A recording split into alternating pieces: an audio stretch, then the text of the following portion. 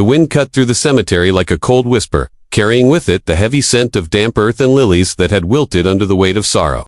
It was early morning, but the sun seemed hesitant, hiding behind thick clouds as if a mourned lone figure knelt beside a marble tombstone, his expensive suit rumpled, shoes scuffed in the soft soil. His hands gripped the stone, fingers pressing hard enough to leave white marks, as though holding on tightly could keep the world from taking her away. The black billionaire, he had conquered industries, built skyscrapers, commanded armies of employees. Yet here he was, powerless against grief. His shoulders shook with silent sobs. Not a sound reached the mourners who stood scattered at a distance, their whispered condolences trapped behind quivering lips. Hesitant to cross the invisible line of intimacy he had drawn around his pain, his face was the story of a man who had known triumph and defeat, of someone who had ruled over wealth yet had never faced this kind of helplessness. Every line on his face, every crease of worry and sorrow, seemed etched deeper with the absence of her. "I can't believe you're gone," he murmured, voice breaking under the weight of a loss no amount of money could repair. His eyes, dark and glistening, swept the gathering of strangers, searching for someone, anyone, who could make sense of the emptiness that had taken root inside him. But there was no comfort. Only the quiet hum of life around him. Only the faint rustle of leaves, whispering secrets he could not hear. The mourners moved like shadows around him, careful not to intrude. They didn't know how to approach. How do you comfort a man who commands the world but cannot command his own heart? Some averted their gaze. Others whispered prayers. But he was untouchable now, not because of his power, but because grief had made him impenetrable.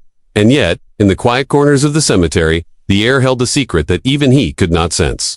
Among the willows, hidden from view, she watched. She had survived. She had returned, and she had chosen this moment to witness the depth of his sorrow, unseen, letting him feel the weight of what he thought was loss. Every breath he took, every tear that fell, she carried in her heart. The wind did not just brush past her, it held her presence in the silence, deliberate, invisible, a shadow of truth hovering at the edges of his perception. The billionaire's hands trembled as he pressed them harder against the cold marble, as if the stone could speak to her, could somehow carry his love into the afterlife. His jaw was tight, lips quivering, and the faintest flicker of panic passed over his face. He was a man used to being in control, used to bending the world to his will, yet he could not control this. Not death, not absence, not the silence that now wrapped him like a suffocating cloak. Every instinct screamed at him to rise, to fight, to fix this, yet there was nothing to do. The tombstone was immovable. The truth, he believed, cruel and absolute, was final, and yet, in the shadows, she watched, waiting. Her eyes followed the lines of his face, tracing the sorrow that had etched itself deeper than any wrinkle money could smooth, any luxury could hide. She was alive. She had survived the accident, the chaos, the lies, and now she was here, not to confront, not to accuse, but to bear witness to the man she had loved, the man who thought she was gone. Dot around him. The cemetery seemed frozen in time. Birds perched silently on wrought iron fences, as if they too were observing, as if nature itself had paused to hold this moment sacred. The distant sound of a car engine faded into nothing. Even the wind seemed to slow, carrying only the scent of lilies, damp earth, and grief. He rocked slightly back and forth, as though motion could soothe the unending ache.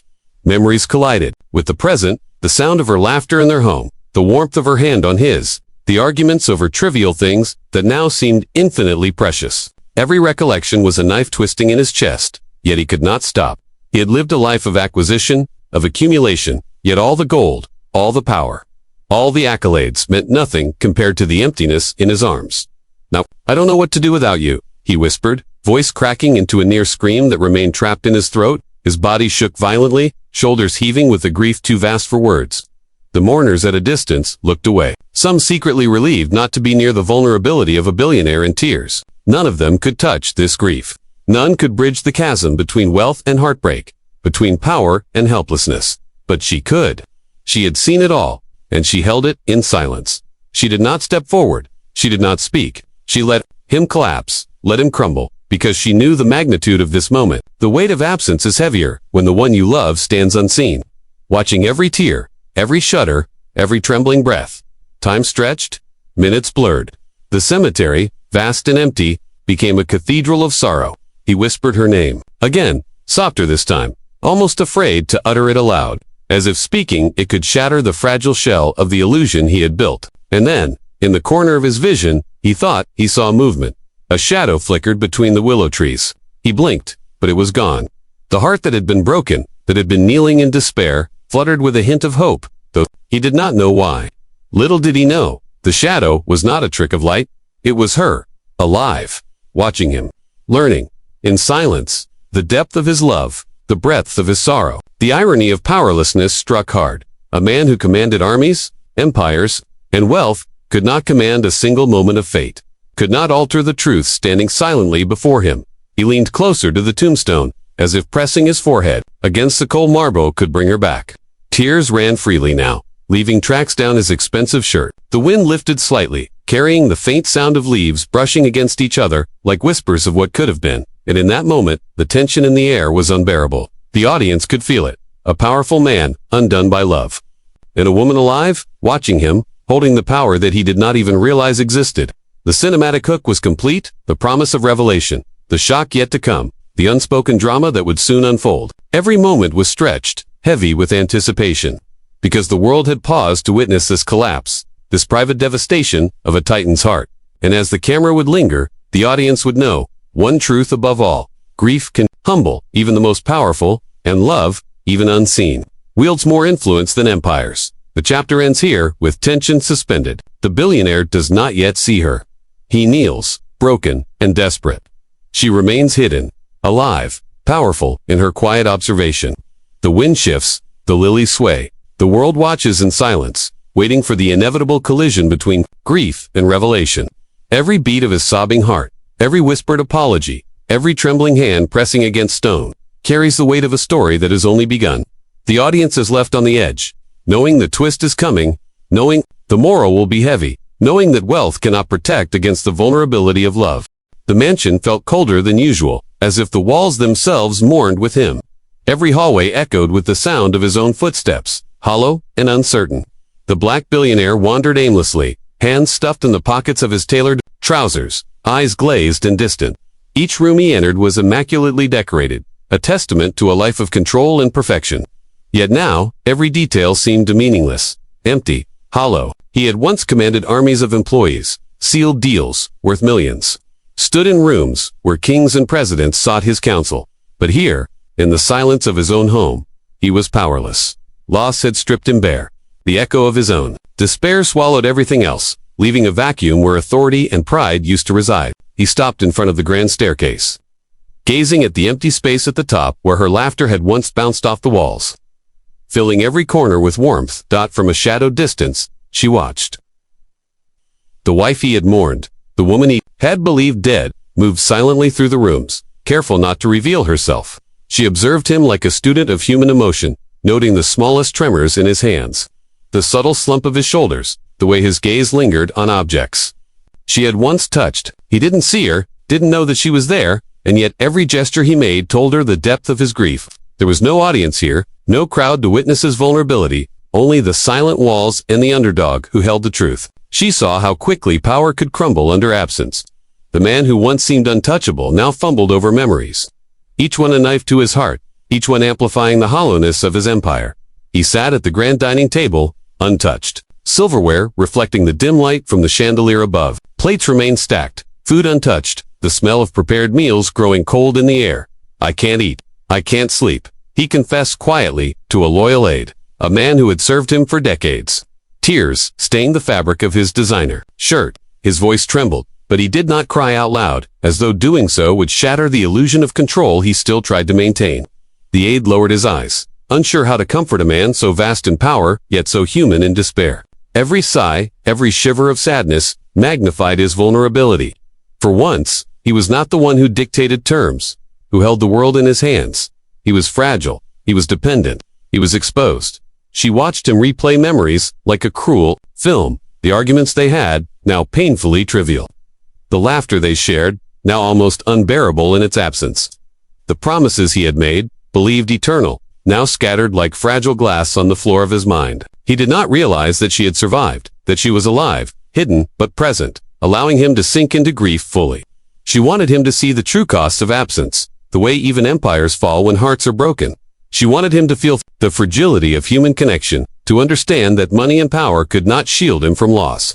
And yet, she did not move closer. She did not intervene. She was the silent teacher, letting him stumble through sorrow, learning lessons that wealth had never taught. Hours passed. The grand house seemed to shrink around him, the ceilings closing in as despair thickened the air. He wandered from room to room, brushing his fingers over objects she had once held, trying to summon a memory, a ghost, anything that could fill the emptiness. Every corner held a reminder: her chair at the piano, her scarf draped over the back of a chair, the faint scent of her perfume lingering in the hallway. Each item stabbed at his heart. He had controlled contracts, finances, decisions that affected thousands, yet he could not control life. He could not control death. He could not control the absence of the woman who had been the axis of his world. And in that helplessness, the power he had clung to for decades felt meaningless. Fragile, utterly inadequate. She moved silently, watching him with a mixture of sorrow and hope. Her presence alone reshaped the scene. The underdog, unseen, held the real power. She could reveal herself at any moment, append his despair, and remind him that wealth does not define influence, and control does not define love. And yet she stayed back, letting the tension stretch, letting the silence weigh heavier than any confrontation ever could. The audience could feel it: every heartbeat, every pause, every sigh amplified by anticipation. When would the revelation come? Would he ever realize the truth? Or would grief consume him entirely before she stepped forward? In the quiet of the mansion, he paused in front of a painting they had commissioned together. His fingers traced the frame slowly, almost reverently, as though touching it could bring her back. His lips moved, whispering her name over and over, sometimes in anger, sometimes in desperation, sometimes in disbelief. "I can't do this without you," he admitted aloud, voice cracking under the weight of emotion.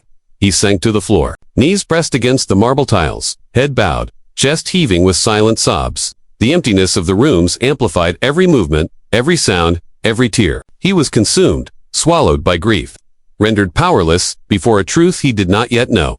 The aide hovered nearby, unsure whether to leave or stay. He had seen his employer strong, commanding, unshakable.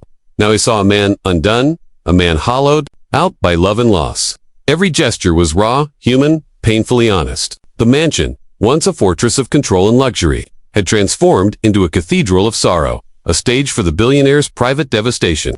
And in the shadows, she continued to watch, invisible, a silent witness to every emotion he could not hide. She was alive. She was present. She held the power of truth, poised for the moment that would transform despair into revelation. Night fell. The chandeliers flickered, the rooms darkened, but he did not move from the center of the living room. He sat alone, hands wrapped around his head, murmuring her name, replaying their life together in fragmented flashes. He rocked back and forth, eyes empty, lost. Outside, the wind rustled the trees like a whisper, carrying a tension so thick it could be felt in the bones. And still, she watched, waiting for the right moment. The conflict between perceived loss and hidden truth stretched, heavy, unbearable, like a storm holding its breath before release. Every second, every motion, every whisper of his sorrow was a drumbeat leading to an inevitable revelation. And in that silence, that endless night of grief, one truth became undeniable. Wealth could not shield him. Power could not protect him. Authority could not save him. The mansion, the empire, the fortune, all were meaningless against the weight of love, absence, and grief. And she, the underdog, unseen, was the master of the moment. Her presence alone held the promise of redemption, the shock of revelation, the chance to teach a man who had commanded the world what it truly meant to feel, to lose, and to witness. As the scene faded, the audience was left suspended. The billionaire, lost in his sorrow, unaware that she was alive and watching, holding the ultimate power. Every heartbeat, every breath, every tear built the tension higher. The moral was already forming. The human heart is fragile, even for the mighty, and the lessons of love, loss, and dignity can come from those we least expect. And the question hung heavy in the air: when would she step forward? When would the truth break through? And what would it cost him, and them both, when it did? The evening was quiet, the kind of stillness that presses on your chest and makes every sound echo louder than it should. The cemetery seemed suspended in time, the air thick with the weight of his grief. The black billionaire knelt by the cold marble of the grave, shoulders hunched, hands clasped together, as if pressing harder might summon the impossible. His voice trembled, almost too fragile to be heard. I can't believe you're gone." Each word carried a lifetime of sorrow, a confession of helplessness that no empire could fix. The wind whispered through the willows, brushing against the tombstones like soft sighs, carrying the faint scent of lilies and damp soil. He leaned closer, pressing his forehead against the cold stone, whispering apologies. Please, promises he feared would never reach her. I should have been there, he murmured, tears streaking down his face, leaving dark trails on the pristine fabric of his designer suit. He did not hear the faint rustle behind him. He did not sense her presence, even as the universe seemed to hold its breath. And then, without warning, a hand touched his shoulder. The moment shattered everything. He froze, the world collapsing into a single frame of disbelief. Slowly, cautiously, he turned. His eyes met hers, and the world tilted. There she stood alive, radiant, her presence a quiet storm that tore through his sorrow and disbelief. Her eyes glistened with tears she had held back, and for the first time, he saw her not as a memory, not as a ghost, but as flesh and blood, defying the finality he had believed in. The shock rooted him to the spot. He stumbled over words, over thoughts, over the very air, he breathed. I thought you were gone, he stammered, voice breaking, a titan brought low by the sheer impossibility of the moment. His empire of confidence, reputation, authority, everything he had built. Everything he had controlled melted in that instant. The man who commanded the world now had no command over the truth standing quietly before him. She smiled softly, a calm in the storm, her dignity unshaken. I've been here, she said, voice steady, almost gentle, almost forgiving. The billionaire's knees buckled slightly, the weight of his previous hubris crashing into him all at once. He had spent years accumulating wealth, influence, and power, believing that control could protect him, that status could shield him, that authority could keep life from unraveling. And yet, in this moment, he realized his most valuable lessons had been ignored. True power had nothing to do with money. True strength had nothing to do with influence. The real measure of a life well lived, he now understood, lay in emotional connection, in empathy, in the respect and love we give to those we cherish. She had survived. She had endured. She had witnessed his grief. And now, in revealing herself, she held the ultimate authority, the authority of truth, the authority of perspective, the authority of life itself. He stumbled backward slightly, head spinning, chest tightening as the realization swept through him like a tidal wave. The tears he had held in check cascaded freely, hot and unrelenting. The sobs that had been silent, restrained by his pride and societal expectation, finally broke through, shaking his entire frame. He did not attempt to hide them. He did not try to mask the raw vulnerability of a man who had thought he knew the limits of power. She remained still, graceful, the embodiment of quiet resilience. Her hands, steady, rested gently by her sides. Her presence alone transformed the scene, bending the very air around them, reshaping the hierarchy he had taken for granted. You're alive? He whispered again, disbelief still thick in his voice. I couldn't. Words failed him entirely. The sentences he tried to form crumbled before they left his lips. She tilted her head slightly, a faint, almost imperceptible nod, acknowledging the truth. I never left, she said simply. Her calmness contrasted sharply with the chaos of his emotion, highlighting the imbalance between the one who watches and the one who suffers. The observer and the observed, the survivor and the mourner. Every second stretched astigmatic, heavy, laden with the quiet tension of revelation. The world had narrowed to the two of them. Nothing else existed. Not the cemetery. Not the wind. Not the whispers of distant mourners who had long since departed. The only reality was this: a man humbled, a woman alive, and the raw, undeniable truth between them. His mind raced, trying to reconcile the impossible. For years, he had believed he had lost her forever. He had mourned publicly, privately, in grand displays of wealth, and in quiet moments alone. He had replayed memories like a broken record, tortured by the void she left behind. And now, standing before him, she was proof that the universe had misled him, that life had more layers than he could ever command. The tables had turned. The underdog, the woman he had believed powerless in the face of fate, now held the ultimate leverage. She had survived. She had watched. She had returned not to punish, not to shame, but to teach him what money and power could never convey: humility, patience, and the profound depth of human connection. The billionaire sank to his knees, this time not beside a cold stone, but beside her presence, the weight of revelation pressing down with unrelenting force. His sobs racked his body, long and unrestrained, echoing across the silent cemetery. She did not flinch. She did not move closer. She allowed him to confront the enormity of his own pride, the depth of his despair, the fragility of his assumptions. Every shudder of his body, every quiver of his voice, every tear he let fall, was a lesson written in the language of humanity. He had been mighty, yes, but mighty in all the wrong ways. He had valued wealth, influence, control over intimacy, empathy, respect. And now, stripped bare, he understood the magnitude of what he had ignored in its past. The wind rustled the leaves above, a soft, approving hum that seemed to acknowledge the transformation taking place. He looked at her again, this time with clarity, with recognition, with reverence. I can't believe you're here, he whispered. I never knew. His words faltered, incomplete, because no language could fully encompass the shock and awe flooding through him. She reached out, a single hand brushing lightly against his cheek. The gesture was tender, patient, and in it lay the forgiveness he had not realized he needed. The sobs slowed, subsiding into quiet breaths, shallow but steady. His eyes met hers. For the first time, he saw not just the woman he loved, but the teacher, the observer, the force that had shaped his understanding without speaking a word. The night deepened, and still they stood together. Two figures in a world transformed. The billionaire who had once thought power lay in wealth now understood that the deepest power lies in the bonds we honor, the lives we cherish, the dignity we extend to those around us. She had revealed herself, and in doing so, she had changed him completely. Every tear, every moment of despair, every trembling gesture had led to this revelation, and the moral was undeniable. True strength is not measured by empires built or money amassed, but by the care we give, the empathy we show, and the respect we honor in the lives intertwined with ours. The camera would linger, capturing the silence, the beauty, the intensity of the moment. The billionaire and the woman once presumed lost, now reunited, in truth stood as a testament to resilience, humility, and the transformative power of revelation. And as the night held them, the audience could feel the weight of the lesson, the clarity of the truth, and the unspoken promise that even the mighty are human, and even the powerful can learn from those who are patient, observant, and unseen. The chapter ends with quiet anticipation, the revelation complete, but the journey of transformation only just beginning. Grief had taught him humility. Presence had taught him love. And the moral rang clear. Power is fleeting, wealth is temporary, but the bonds we honor and the respect we extend endure forever. Weeks had passed since the shock of revelation, but the mansion, once cold and echoing with grief, now felt warmer, lighter, as if the weight of absence had been lifted.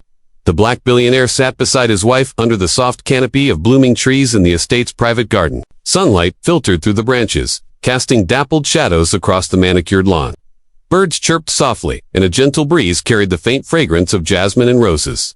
His hands found hers, fingers entwining instinctively, hearts speaking a language neither words nor wealth could convey. There were no grand announcements, no display of fortune, just two souls, mending, learning, breathing, together again. The man who had once commanded rooms, boardrooms, and entire industries now moved with humility, quiet and deliberate, savoring the simple act of holding the woman he had almost lost. The memories of his grief lingered like a shadow at the edge of his mind. He remembered the nights wandering his empty mansion, hands clutching walls that could not comfort him, meals untouched, silence echoing around every corner. He remembered kneeling by her grave, whispering apologies that seemed small for the enormity of his sorrow. Those memories no longer haunted him, they had transformed him. They had carved open a space for understanding, empathy, and clarity that money could never buy. The employees who once feared him, the family who had witnessed his empire crumble. Under absence, even the friends who had watched from afar saw the change. He moved differently now, not with arrogance or authority, but with attentiveness, a newfound patience, a quiet respect that came from confronting mortality and learning the fragility of life. His wife, radiant and composed, rested her head lightly on his shoulder. She did not need to speak. Her presence alone reminded him of the lessons he had learned. The power he had once equated with wealth and control was fleeting, temporary, shallow in comparison to the depth of human connection. He had chased empires, amassed fortunes, and commanded loyalty, but it was the absence of what truly mattered, love, care, presence, that had humbled him. And now, sitting beside her, feeling the warmth of her hand, the soft rise and fall of purchase, he understood the profound truth. Relationships are more valuable than any asset, more lasting than any accolade, and more powerful than any empire. Friends and family began to gather, curious and cautiously optimistic. They had watched a man they thought invincible fall to his knees in despair. They had seen a billionaire humbled by grief, haunted by absence, undone by love. And now, they witnessed transformation. Tears came again, but not of helpless sorrow. These were tears of understanding, of gratitude, of awakening. He spoke softly to those around him, his voice steady yet infused with sincerity. "I've learned something I cannot put a price on," he said.